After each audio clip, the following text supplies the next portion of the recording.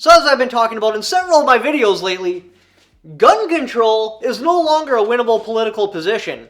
If you go out there saying, I'm going to be tough on guns, I'm going to be tough on gun violence, I want gun control, you're not going to get voted in. Same thing happened with weed a few years ago, and that no longer became a winnable political position. If you came out there saying you're going to be hard on drugs, and you were going to ban weed or do all this other crazy stuff around marijuana, you didn't get voted in. This all took place because of what happened recently. Well, now Congress is on board. Even they can see it. It's that obvious.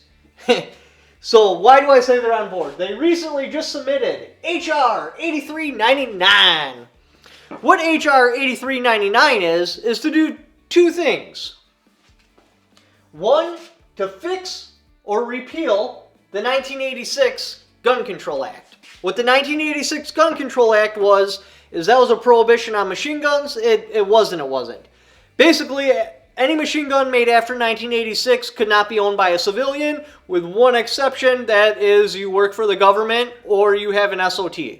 If you fit into either of those two categories, well, now you can do whatever you want. But for normal people, no, they can't have a machine gun made after 1986. So it's supposed to fix or repeal that, and then the next big one is to fix or repeal the NFA. What is the NFA, you may ask?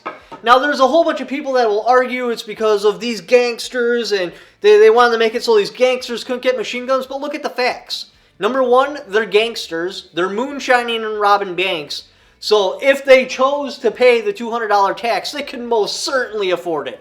Before we press on with the video, I just need to highlight exactly how significant the $200 is. Because I don't know about you, but I've been to the Gentlemen's Club and I've given donations to college students way more than $200. And it doesn't seem like a lot. But with inflation, that $200 today, back then, was worth $4,422.55. And remember, this is in the 30s. We're just getting into the Great Depression. So not only did you not have a job, you had to come up with $4,422.55 just to have the right to buy the gun. That doesn't buy the firearm. That just gives you the right to be able to. And there's also the thing that pretty sure robbing banks and murder is a much bigger offense than not paying a $200 tax stamp. So that is complete BS. That is just propaganda put in history. The NFA was really just to make it so black people couldn't have machine guns. I covered that in this video if you're more curious on the topic. So, it's supposed to fix or repeal 1986 in the NFA. And that's a huge deal. All gun control hinges on these two things. The NFA or 1986. That's short barrel rifles, short barrel shotguns, machine guns, anything like that. Now, when I was a kid, I always asked, how come I can't have a machine gun? And you know the answer I was told? Because there's a bunch of gatekeepers up in the government that if a bill came through or a case came through, it would immediately be struck down because they're afraid that a bunch of black people are going to get machine guns and take over the government. Now those people have died off, their legacy is dying off, and we are moving in a totally different direction now. So this does have a chance of going through. Will it? I mean, I can't answer that. In today's political climate, especially with all the radical changes we've seen going positive against getting rid of gun control, it might. It very well might. Now, should it go through, how long will it be before you can have your own machine gun? Well, it takes years.